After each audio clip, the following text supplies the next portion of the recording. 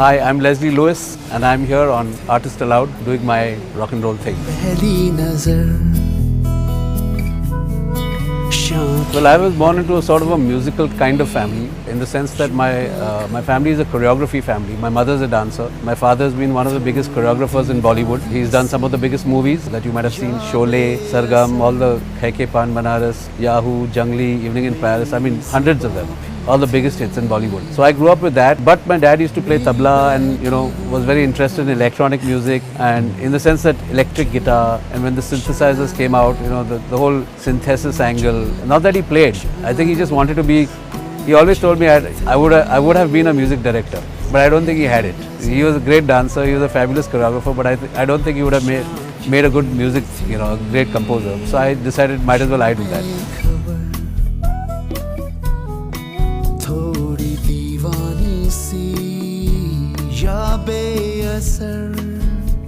Well, I've had a lot of influences on three sides really, because my dad, in his off time, he was heavily into classical music, Kathak and Bharatanatyam and stuff like that.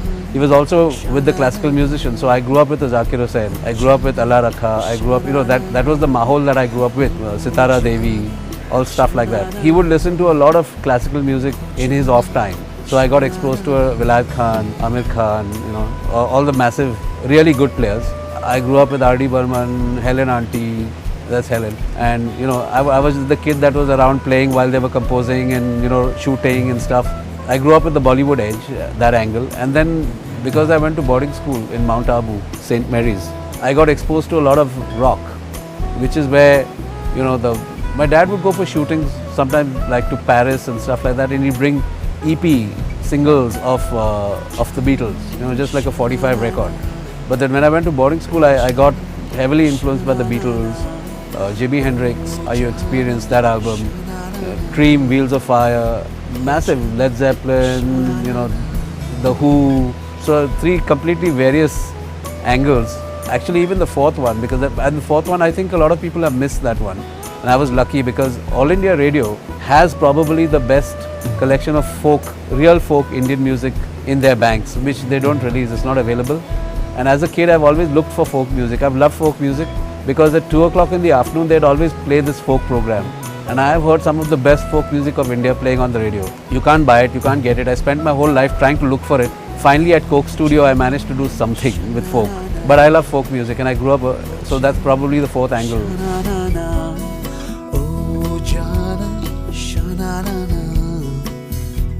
Jana, shana na na, oh Jana, shana na na, oh Jana, shana na na, shana na na, shana na na, shana na na.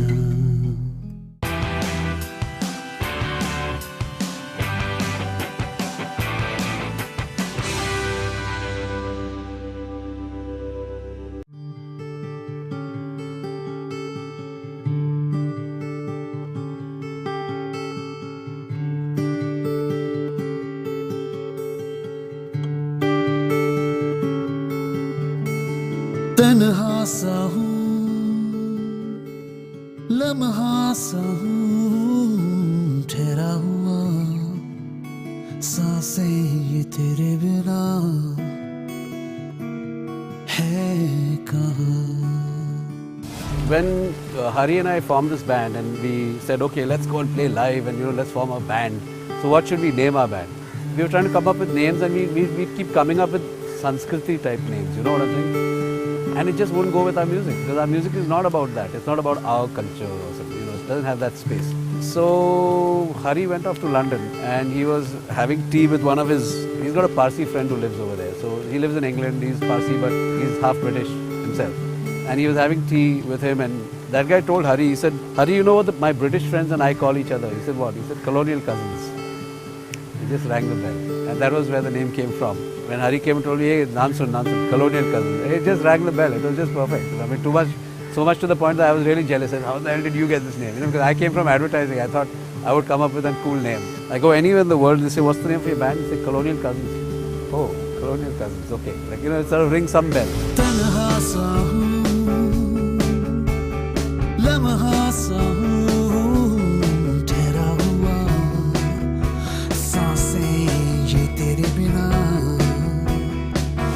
when I grew up, I didn't think there was no plan for me as to what I was going to do with my music. I just wanted to play guitar. And I loved rock, I loved Deep Purple, I just grew up with all that stuff. That was a very famous rock band that I was part of called Savage Encounter. And there was a very big singer called Nandu Bhende. He still is there. At that time it was a very big band. He's probably the guy who pushed me into this Colonial Cousins angle that turned out at the end. And it all started with rock music because we'd be playing rock, and he was Jesus out of Jesus Christ Superstar. He was the Jesus that played, Jesus as the superstar play. And he asked me, I told him I want to go to America and I want to study guitar in college. And my dad actually laughed. He said, "Tu college jayega like to study guitar? You want to be doctor is fine." So he didn't catch the angle of studying guitar in a college. So Nandu asked me, he said, "So you'll go to America and what will you do?" I said, "I'll play." He said, "What are you going to play there?" Sir, "I'll play blues." He said, "But they got B.B. King, why don't they need you?" I said, "Yeah, you're right. But I'll play whatever." And whatever I said, he'd keep coming up saying, "But they have that person, why do they need you?" Then he asked me that crucial question. He said, "What do you have that they don't have?" And that got me thinking. And that's where all my old influences came together, whether it is folk or whether it is classical or whether it is rock and stuff like that, and how I managed to put it together, and at some point it became Colonial Cousins.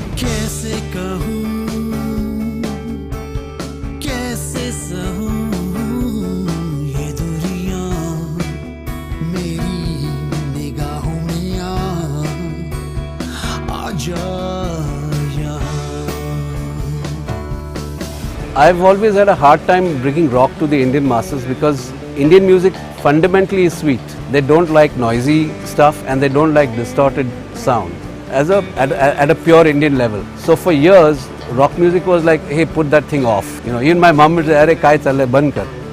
Like, shut this damn thing off.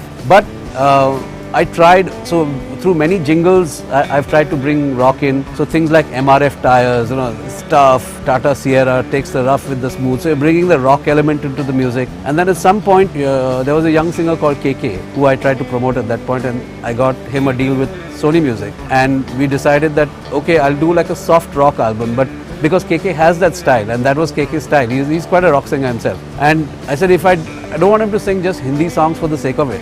So how do I do some sort of rock music with him? So I decided to do a very soft rock version of music with him. So it kind of toned down the rock element. So there is a Yaro Dosti, which really became huge. There's Hum Rahe Ya Na Rahe Kal, the Pal song. But there were, like rock and roll songs that were Aapki Dua Ki, all that stuff, which we brought it in. So I think with that album, rock suddenly started seeing the light of day in Indian pop, in the popular average Janta space, who was not into Jimi Hendrix, and they were not into, they listened to Kishore Kumar, they listened to, Mohammed Rafi, Lata Mangeshkar, and then to start listening to this. I think after that, the acceptance of a rockish sound started, and I think probably with Rock On the movie, it just took rock to a complete Janta mass, being part of a whole story of a rock band in a film, in a Hindi movie. So I think that just took it to the next level.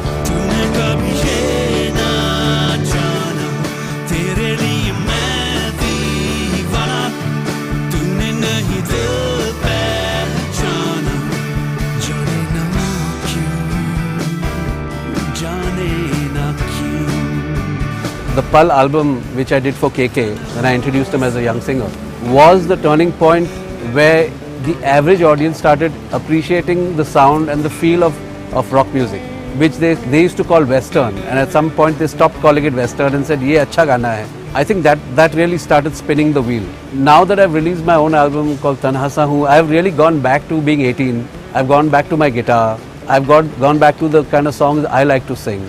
Yes, I love rock songs, and there's lots of rock influences in there. Tanha Sa Hoon itself has a rock influence to it. If you listen to Main Jadoo, it's like retro rock in Bhangra, but it's strongly retro rock, the 70s rock kind of space. The current space is where people have now accepted rock as their sound. It's not now an international sound. It's not a Western sound. It's apna hai. I mean, if you see a Salman Khan or a Shah Rukh Khan wanting to pick up a guitar on stage and be a rock star, then you know that the average audience that's what they want to do.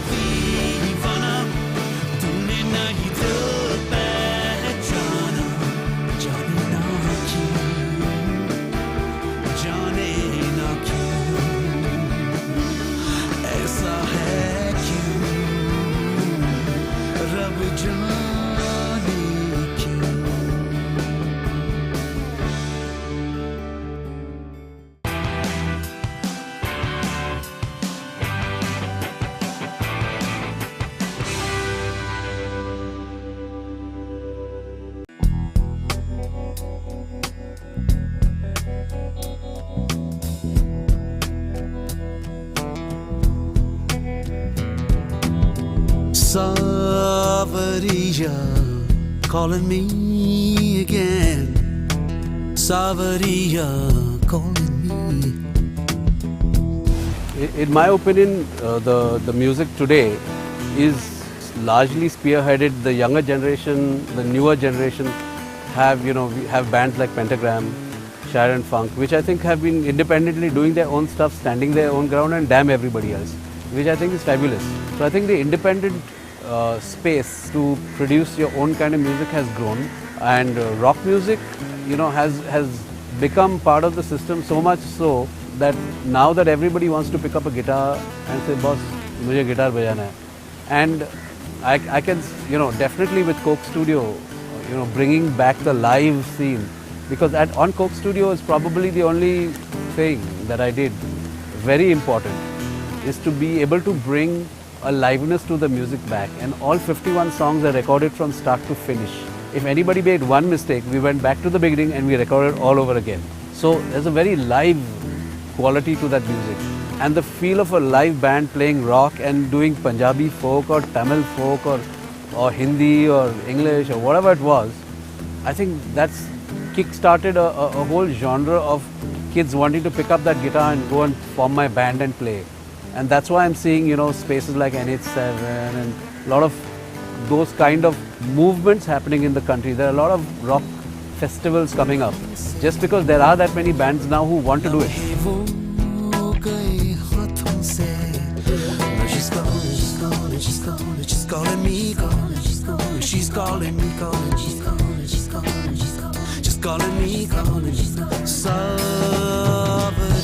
My whole life has gone into phase 5. I call it phase 5. It's the 5th phase that I'm in. The first was I wanted to be a best guitar player in the studio kind of space. I think I got there. And the second one was I want to be the jingle producer.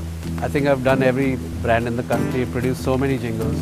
Then I wanted to be like a pop producer, and I produced some of the best, widest selling, most popular pop albums in the country with KK and Sunita and Asha Ji, Colonial.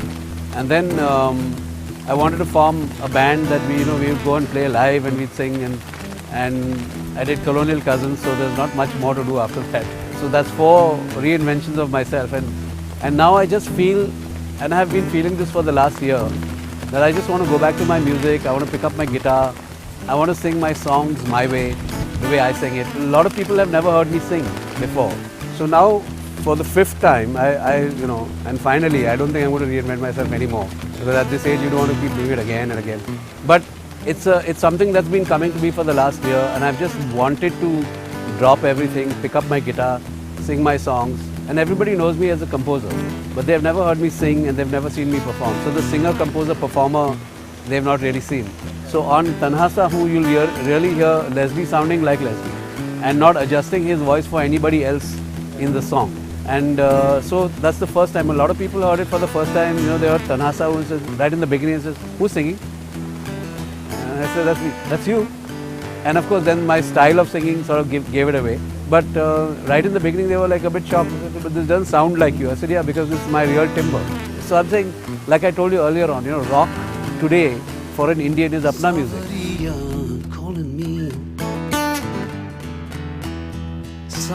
Savariya calling me. Savariya.